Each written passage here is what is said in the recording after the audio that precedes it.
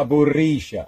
ما معنى الريشة في كوسيشة الدريانة؟ هذه هي كوسيشة اسمها، قبعة أو شفقة، لكنها كوسيشة ديريانة التي منها أتت الخوذة، وهو يلبس شخطة أمرة التي منها أتت الدرع. سوف نتحدث عن الرموز إلى أهلنا أيضا عندما ترتقى العقول وتفتح القلوب. وهكذا نقول لكم إن الريشة، جماعة أبو الريشة من أجدادنا الريشة، جماعة الكوسيشة والأبو الريشة من الضروري أن يحترمون، من الضروري أن يسمعون إليهم ماذا لديهم.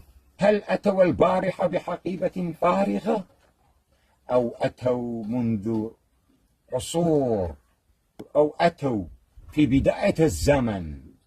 عاشورايا آهاشورايا. وها نحن محيطين بجبال آشور ومحميين بالله العلي العظيم، والأرض والشمس والأنهار والطبيعة، نشارك معا في وادي نهلة، وادي الملوك الذي لا صلة له بأي حكومة، أي مكان، أي شيء. نحن نحكم أنفسنا بأنفسنا منذ عصور والزمن.